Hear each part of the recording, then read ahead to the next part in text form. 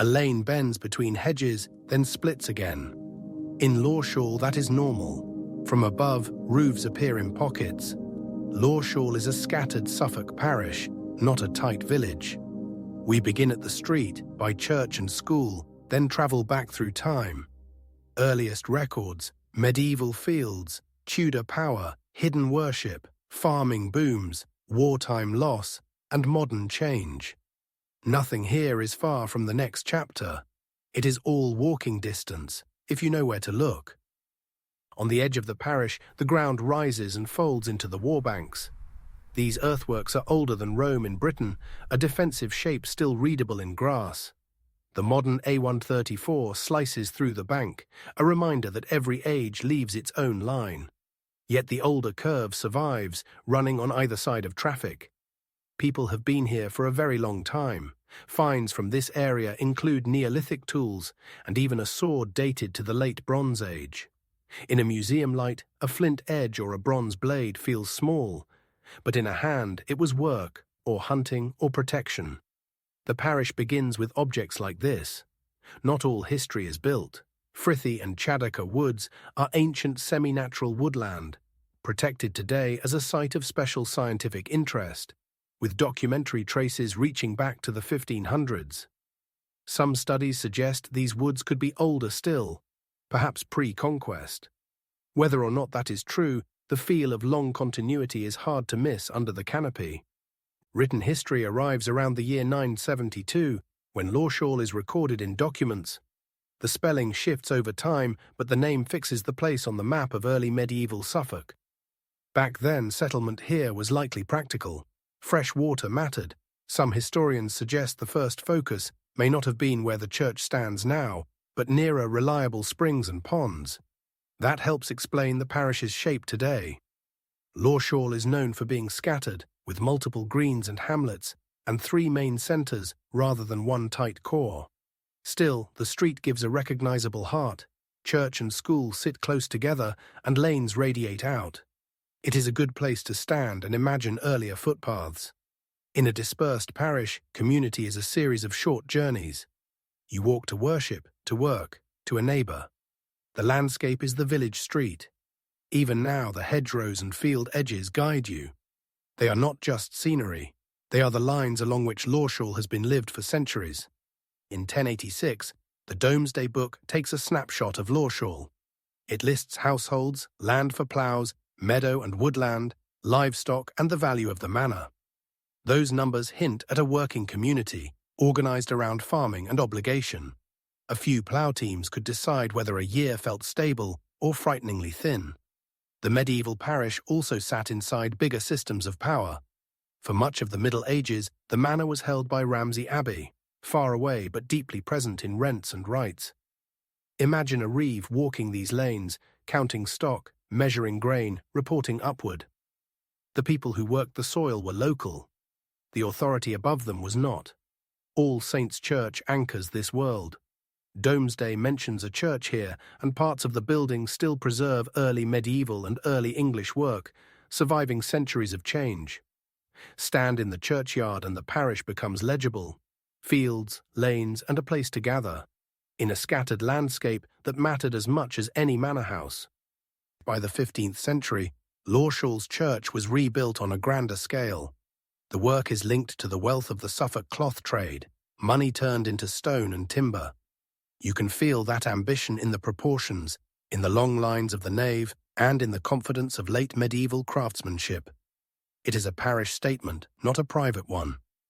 Outside, the tower watches over fields that once paid tithes.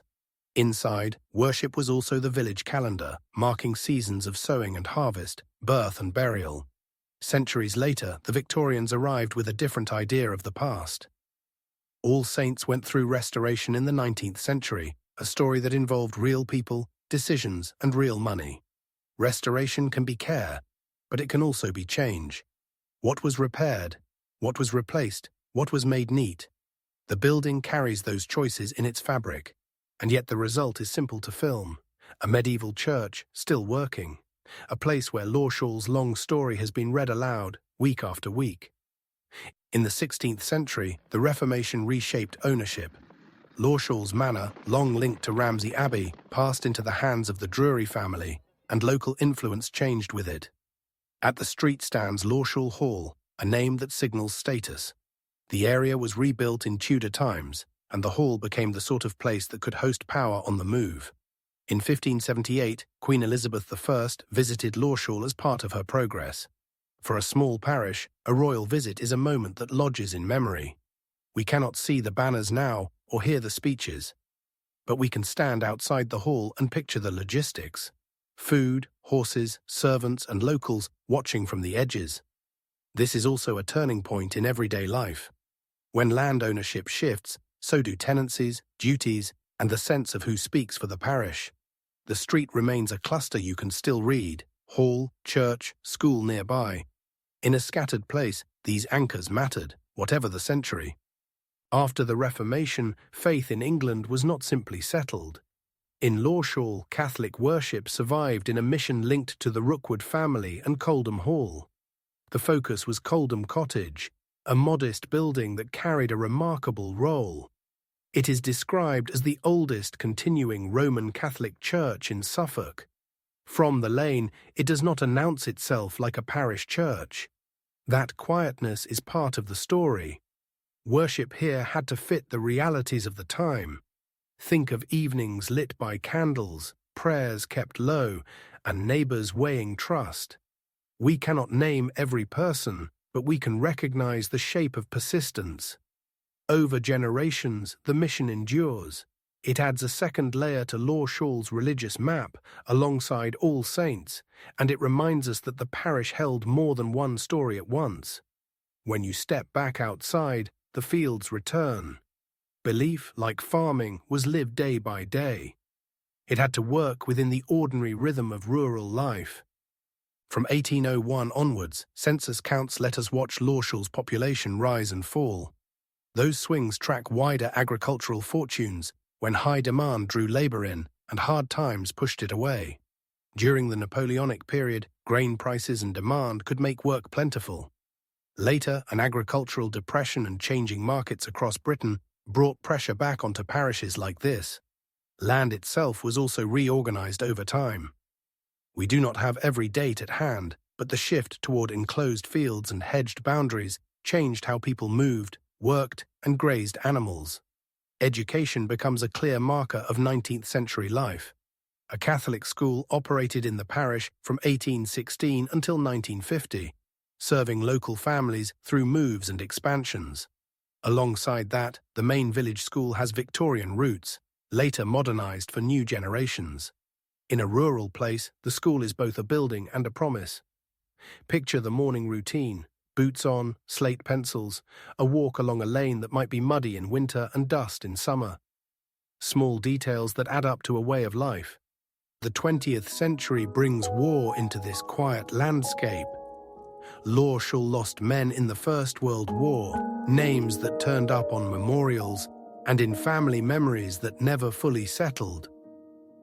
In the village pub, grief met routine. The Swan Inn kept a tradition involving a coin for the First World War fallen, a small object carrying weight year after year. The Second World War left its own mark.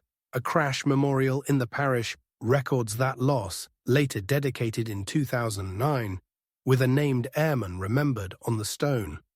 After the wars, the change is slower but relentless. From the 1940s onward, rural services contracted. Many of Lawshall's pubs that once served scattered hamlets eventually closed. With fewer places to meet, the parish had to invent new ones. A village hall appears in the post-war era, a practical response to a community spread across lanes. This is the paradox of modern rural life. The landscape can look timeless, yet the everyday services and meeting places that once filled it can fade within a single lifetime. In the 1960s, Lawshall built a village hall. It is a modern landmark, but also an old idea, a shared room for a scattered parish. In 1991, the parish raised a village sign. It is a deliberate act of self-definition, a way of saying, This place has a story, and it is worth naming. Look back along the timeline we have walked. Earthworks by the A134, Ancient Woods, a name written down in 972. Domesday's Tally, a church rebuilt in Clothwealth. Then Tudor reshaping, a royal visit in 1578, and a Catholic mission that quietly continued at Coldham Cottage. Each layer left something physical to stand beside, and the more recent layers too. Schools opening and closing, pubs thinning out, memorials set in stone. Not a single dramatic break, more a steady negotiation with change. Lawshall still resists a simple postcard view. It is lanes, fields, and clusters. To understand it, you follow the connections, and you notice what survives in between. At the church gate, the walk ends where it began. A parish shaped by land and time, still lived in the ordinary ways. If you are from Suffolk, you will recognize it.